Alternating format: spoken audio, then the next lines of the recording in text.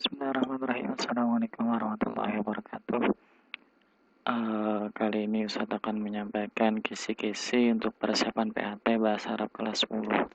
Ada 10 soal yang akan nanti dikerjakan untuk persiapan PAT. Yang pertama, kisi-kisi soal nomor 1, memahami dialog perjalanan menuju kampus. Nanti untuk teks dialog ini silakan dipahami makna dari teksnya, makna dari katanya, baik itu misalkan seperti syari, kemudian seperti isyarah, dawiyah, thalithah dan sebagainya, gorba, syarqa dan sebagainya.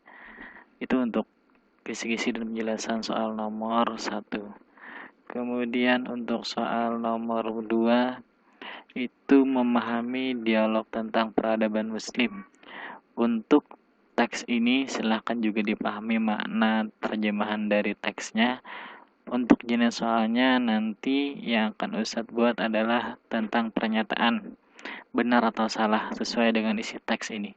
Jadi menentukan pernyataan yang Ustadz tampilkan di soal apakah itu benar atau salah sesuai dengan teks yang ada di sini. Jadi harus dipahami makna dari teksnya. Kemudian kisi-kisi soal untuk nomor 3 itu tentang mubtada dan khobar.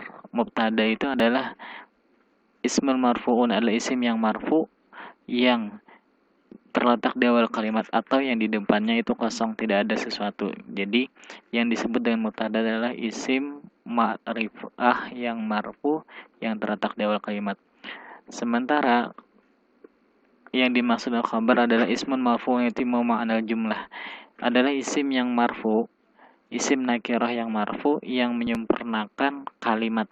Jadi mubtada ini akan disempurnakan oleh khabar. Strukturnya ini adalah struktur jumlah ismiyah yang terdiri ada mubtada dan ada khabar. Itu untuk memahami menjawab soal nomor 3. Kemudian untuk soal nomor 4, memahami contoh mubtada dan khabar. Kali ini saya akan sampaikan bagaimana contoh mubtada dan khabar. Mubtada al-kitabu muhimun. Al-kitabu adalah isim. Al-kitabu disebut isim dan dia dikatakan isim ma'rifah karena dia menggunakan alif lam. Al-kitabu isimnya terletak di awal kalimat, maka itu dinamakan mubtada. Kemudian muhimun adalah khabar. Seandainya al-kitabu tanpa muhimun, maka maknanya hanya sebuah buku. Yang artinya kita tidak akan tahu, tidak akan sempurna kalimatnya kalau tanpa ada penjelas bahwa al-kitabu muhimun, buku itu penting. Nah, penting atau muhimun itulah yang dikatakan khabar mubtada.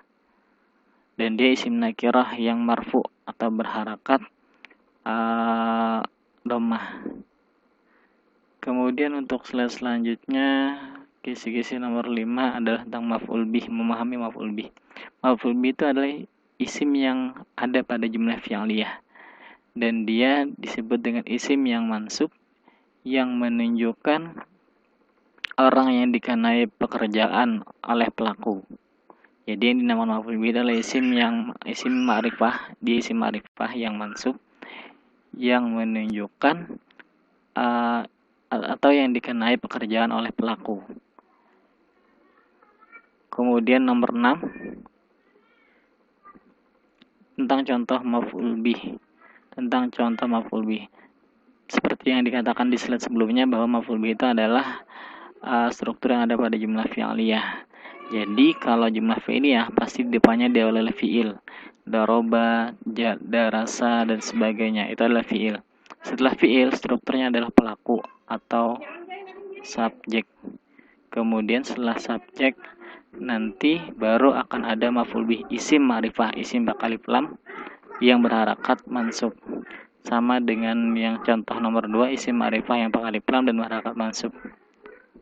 Ini penjelasan terkait contoh ini. Jadi kalau misalkan nanti diminta untuk memahami contoh atau membuat atau menyusun maf'ul bih, maka buatlah dulu atau susunlah dulu yang diawal dengan kata kerja atau fi'il, kemudian dilanjutkan oleh fa'il atau pelaku, kemudian baru yang terakhir adalah maf'ul bih. Berbeda dengan contoh nomor 2, ini ditambah dengan keterangan. Maf'ul bihnya ini adalah Al-Quran. darasa at-talibu al-Qur'ana fil madrasah. Kemudian untuk yang nomor 7, kisi-kisi nomor 7 adalah memahami mudhof dan mudhof ilaih atau beridofah. Mudhof itu adalah isim yang bersandar. Untuk menentukan mudhof biasanya yang dinamakan mudhof adalah isim yang nakirah yang bersandar. Ini disebutkan di sini yudhaful ismu ilal ismil akhar, bersandarnya satu isim kepada isim yang lain yang menjadikan seakan-akan dia adalah satu kata. Kata yang pertama dinamakan mudhof, kata yang kedua dinamakan mudhof ilaih. Untuk mengetahui yang mana mudhof ilaih seperti yang dikatakan sini, yang dinamakan mudhof adalah isim yang bersandar. Artinya dia isimnya isim nakirah. Isim nakirah yang tidak pakai alif lam dan bukan berupa nama. Sebagai contoh, jalasa ala kursi. Jalasa ala kursi, dia telah duduk di atas kursi. Dia telah duduk di atas kursi. Kursi masih umum. Kursi apa? Kursi siapa? Nah, maka perlu disandarkan. Misal, di sini disandarkan kepada isim ma'rifah yang berupa nama. Jalasa ala kursi, dia telah duduk di atas kursi Hasan. Nah, jadi Hasan ini adalah yang disandari. Ini dinamakan mudhof ilaih. Dan ini yang dinamakan mudhof. Ini mudhof, ini mudhof ilaih.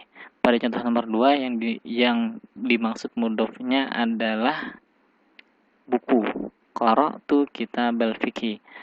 Saya membaca buku. Seandainya tidak ada sandaran buku fikih, maka buku di sini dinamakan masih buku yang umum. Nah, maka akhirnya disandarkanlah dengan al-fiqhi. Inilah yang dikatakan mudhof ilaih yang disandari. Kalau di sini contoh nomor 1 mudhof ilaihnya adalah Hasan. Jadi kitab al-fiqhi adalah mudhof, isimnya nakirah, tidak pakai alif lam dan bukan berupa nama, maka perlu disandarkan kepada isim yang ma'rifah yang pakai alif lam atau berupa nama. Nah, ini mudhof ilaih. Ini yang pertama contohnya, ini mudhof ilaih. Untuk soal nomor 8 adalah isim isyarah. Isim isyarah ini dibagi menjadi 2. Ada isim isyarah untuk jarak dekat, ada isim isyarah untuk jarak jauh. Ada yang untuk jarak dekat, ada yang untuk jarak jauh. Yang jarak dekat itu dibagi lagi, ada laki-laki, ada perempuan. Untuk yang laki-laki ada hada, 1 orang, hadani 2 orang, haulai 3 orang atau lebih. Untuk perempuan yang jarak dekatnya adalah hadihi. Ini seorang perempuan, hatani 2 orang. Kemudian haulai lebih dari 2. Kemudian untuk yang jarak jauh itu ada juga untuk laki-laki dan perempuan. Dzalika 1 orang laki-laki, dan nikah 2 orang laki-laki, ulaika 3 orang laki-laki atau lebih. Tilka 1 orang perempuan, tanikah 2 orang perempuan, ulaika 3 orang perempuan atau lebih. Itu yang dinamakan isim isyarah. Itu ada hada, hadihi, hadani, hatani, haulai, kemudian dzalika, dzanika dan ulaika, tilka, tanika dan ulaika. Ini adalah isim isyarah baik jarak dekat maupun jarak jauh. Untuk kisi-kisi nomor 9 itu ada memahami mufrad, musanna dan jamak. Mufrad adalah isim yang menunjukkan makna satu baik laki-laki ataupun perempuan. Sementara musanna adalah isim yang menunjukkan makna 2 baik laki-laki atau perempuan.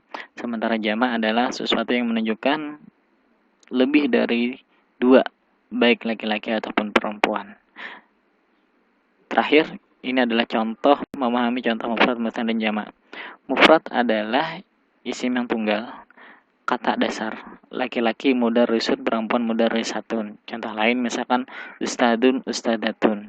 Kemudian untuk merubahnya menjadi 2 orang, maka tambahkan alif dan nun. Mudarrisun menjadi mudarrisani, mudarrisatun menjadi mudarrisatani. Dan jamak untuk laki-laki itu ditambah waw dan nun. Mudarrisun 1 orang, mudarrisani tambah alif dan nun 2 orang, 3 orang, mudarrisuna yang asalnya mudarrisun menjadi mudarrisuna. Yang untuk perempuan ditambahkan alif dan ta. Mudarrisatun, mudarrisatani, kemudian yang jamaknya mudarrisatun. Nah, demikian contoh mufrad, musanna dan jamak untuk menjawab soal nomor 10. Nah, mudah-mudahan ini bisa bermanfaat untuk menambah pemahaman terhadap kisi-kisi. Jika ada hal yang perlu ditanyakan nanti silakan hubungi Ustadz. Dan Ustadz ucapkan terima kasih atas perhatiannya. Akhirul kalam. Wassalamualaikum warahmatullahi wabarakatuh.